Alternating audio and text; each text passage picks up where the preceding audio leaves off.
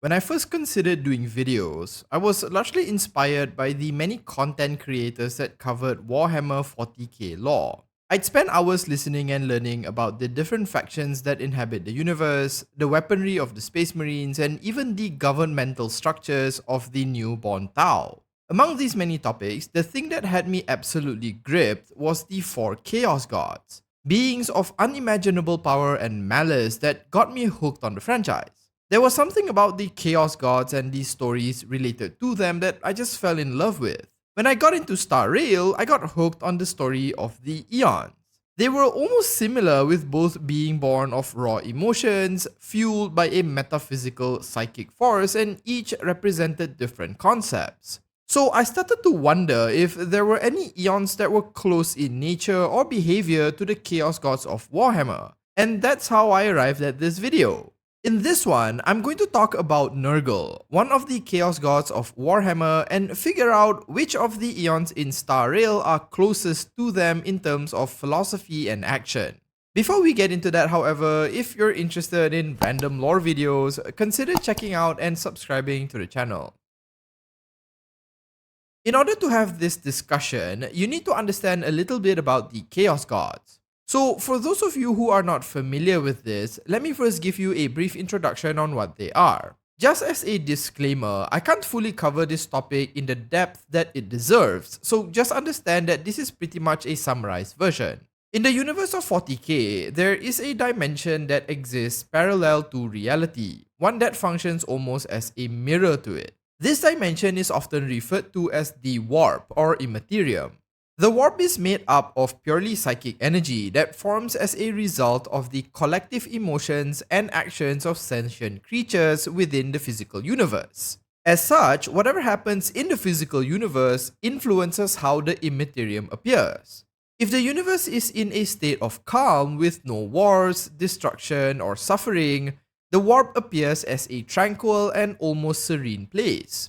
However, the universe of Warhammer 40k is anything but calm. It is a place of constant war, death, and suffering.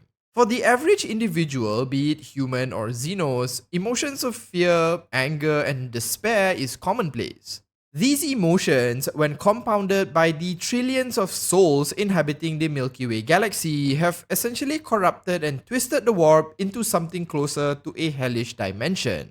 The psychic energies that make up the immaterium can coalesce into creatures referred to as warp entities. When enough of this energy comes together, far more powerful entities are brought into existence, and these entities are the Chaos Gods. Each Chaos God is an amalgamation of pure psychic energy and raw emotion, with each of the four being a combination of specific concepts. For example, the Chaos God Khorne is the god of war, murder, rage, and battle, who embodies the emotions of anger and wrath, but also honor in battle and a warrior's pride. So in this sense, they are quite similar to the Aeons and the Paths, given the Paths are also made up of specific emotions, and these energies are what give life to the Aeons. Even their philosophies are similar in that, much like the Aeons, the Chaos Gods are also bound to their specific concepts. What I mean is that Khorne, for example, would never involve himself in schemes or plots, as they view such acts as dishonorable and cowardly. They embody the mind of a warrior who solves problems in the most direct way possible, because that is the essence of their being. When I first read about the lore for the Aeons and the Paths, I was somewhat reminded of the Chaos Gods and the Immaterium. I even thought that the HSR developers were likely inspired by Warhammer due to the similarities. Now, just to be clear, the lore for 40k is insanely detailed. There is so much more about these entities and their universe that I can talk about, but we'd end up discussing this for hours. So just understand that I've omitted some of the more granular details here. If this little intro to them has piqued your interest, there are plenty of really good Warhammer content creators that have spoken about this subject in much more detail. I will warn you though, this is not a rabbit hole you should take lightly, so you have been warned. Anyways, given the topic of this video, we are going to only talk about one of the four Chaos Gods, specifically the Master of Plague and Pestilence, Grandfather Nurgle. As I mentioned earlier, each of the Chaos Gods are a manifestation of the collective psychic energy and emotions of sentient beings. When you look at the putrid and bloated body of Nurgle, one struggles to imagine what could possibly bring about the existence of such a creature. Nurgle neither embodies the wrath of Khorne nor the ambition of Tzeentch, so what does the Plague God represent? Perhaps the oldest and most primal fear among mortals, Nurgle's morbid body is a representation of death and decay. No matter how powerful or influential you might be, all things will eventually return to nothingness. Entropy is an immutable law of the universe, and while it may take tens of thousands of years to take effect, it is an inevitability. Nurgle embodies this very concept and is why they work tirelessly to concoct and spread a myriad of diseases, plagues, and afflictions to the mortal plane. It is a reminder from the Grandfather that decay is the endpoint of all who live and breathe. Many who follow this Chaos God are blessed with decaying flesh, mutated limbs, and bodies filled with all forms of contagion so that they may embody and spread the teaching of their gods to others. You might then wonder who would openly pursue worship of a god that represents such a terrifying concept. Well, it's often those who have already accepted the futility of life. Existence in the 40k universe is bleak to say the least. You would be considered lucky to have an average life, free of suffering and pain. It is those that fall below the average that seek out Nurgle as a way to free themselves from the pain of existence. You need not be a great warrior or an accomplished politician to follow Nurgle, and a plea of mercy is all that is needed. Nurgle's teachings essentially promises an end to fear and suffering through the acceptance of entropy and what it represents. Hope is largely seen as a false reality, a lie that denies the truth of entropy and decay, which then feeds into despair. Instead of wallowing in this abyss, Nurgle teaches that one should find acceptance within this despair. To accept mortality as inevitable and a part of life, and then to seek joy within that despair is Nurgle's message. If you can accept his teachings, the mercy and love of the Plague God is there to embrace you. By accepting their gifts, you become disease-ridden and horrifically mutate, but at the same time, your fears erode, hunger dissipates, and pain is dulled. This leaves you with nothing but blissful joy, at least that's what their followers claim. It is no wonder that some seek out such a god when faced with the endless suffering their lot in life grants them. However, this exchange of love for acceptance is where Nurgle's paradoxical nature lies. They claim to love all their followers equally and only want what's best for them, yet burdens them with horrific diseases and death. He sells his followers on the acceptance of emptiness, yet claims he alone can give them solace. Nurgle's love is really forced dependency, one created through alleviating the pain of death and disease despite being the one that afflicted them in the first place. Despite claiming to teach others to accept death, he does not target those who are proud, accepting of death, or are fearless, but rather those who are vulnerable and fearful. This cycle of love and death is an example of yet another concept Nurgle represents, the circle of death and rebirth. Nurgle, in all his lies, personifies the cycle of life itself, where something is born, dies, decays, and is then reborn. He is simply a deeply corrupted version of a fertility god, one that represents similar concepts but is twisted due to the scarred psychic minds of mortals. While I have barely scratched the surface here and there is so much more to talk about, for the purposes of this video, Nurgle represents essentially four things: death, decay, rebirth, and entropy. Now that we understand a little bit about the Chaos God Nurgle, we can get into the topic of this video. Because each Chaos God can represent so many different things, there are actually several Aeons that can embody their concepts. That said, it's not like these two universes are made to fit one another, so keep in mind that they might be loosely fitting rather than fit exactly like jigsaw pieces. Anyways, let's start off with what might be the most obvious, the Aeon that relates the most to entropy and decay, Ix, the Aeon of Nihility. While Nurgle espouses a somewhat positive outlook when it comes to dealing with entropy, Ajax is kind of the opposite.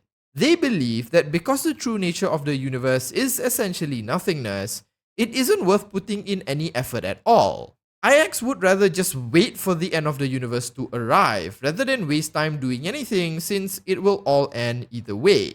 This might make you think that these two gods are completely different, but it's really just opposite sides of the same coin. Both Nurgle and Ix understand that the true endpoint of existence is nothingness, but each of them chooses to handle it differently. To put it simply, Ix is more introverted while Nurgle is extroverted. One chooses to embrace this realization and teaches you to seek joy within it, while the other becomes a shut-in. Those that accept Nurgle's teachings feel acceptance and joy, almost like a weight has been lifted off of them despite being surrounded by despair. Those that approach Ix, on the other hand, experience the complete opposite. They become so consumed by despair that they just give up.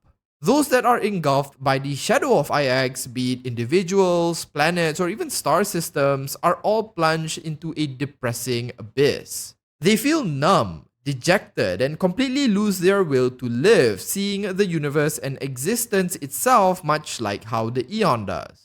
Aside from their shared agreement that existence will eventually dissolve into nothingness, they also share some similarities in terms of their followers. As I've mentioned, those that receive Nurgle's gifts often appear decaying and ridden with disease. They exhibit not only physical degradation but mental as well. This is quite similar to the self-annihilators, unwilling followers of Ix who exhibit properties like a corporeal body and failing mental cognition. Though that probably doesn't sound as bad as the gifts Nurgle might give you. Now, despite both these gods acting pretty much in opposite manners, they are still bound by a similar philosophy, an understanding that the universe ultimately has a singular and unavoidable end. How one deals with this realization is really what sets them apart. Taking a glimpse at what Nurgle embodies and believes is one thing, but what about their physicality? Behind the diseases and rotting flesh, could there be something in how they choose to appear and the gifts they grant their followers that might tie them to a different Aeon? While Nurgle and his followers appear decaying, in truth, the Lord of Plagues is actually brimming with vitality. Their gifts may appear horrendous, but most followers of Nurgle are actually free of the pain and suffering that you would expect.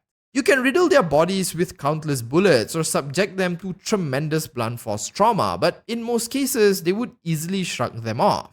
This burst of vitality and vigor, alongside the inability to feel pain, is one of the many blessings the Plague Father grants their followers. The funny thing is that despite feeling good and perhaps even healthy, the followers of Nurgle are often super mutated and carrying all sorts of diseases. It's an odd case of how the effect doesn't match up with how they appear.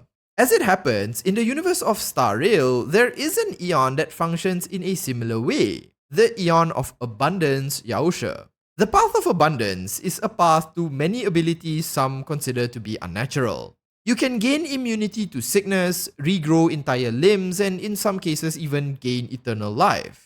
As a side effect of this, however, it is not uncommon for their followers to experience mutations, abnormal growths, and the degradation of the mind. Due to their extremely long life, many experience the long life curse or Mara, which is when mutations often manifest. Again, much like Nurgle, the followers of Abundance often get seemingly beneficial gifts, but one that later becomes a curse. This penchant to give their followers a gift that might not really be a gift is really the only similarity shared by both these gods, because in terms of philosophy, they couldn't be more different. Yaoshe and the Path of Abundance is largely concerned with the proliferation of life, regardless of consequence. They wish to see the universe teeming with inhabitants regardless of the outcome, and why they cure their followers and grant them long lives. While this might sound like a good thing, all too often it leads to plenty of problems. As population numbers increase, food, water, and basic resources becomes increasingly scarce, but unfortunately, because of your long life, you can't even die. Yaoshe cannot bear to see their followers succumb to death and illness, and thus wants them to live forever, whereas Nurgle actually fosters and accepts death as an inevitable part of life.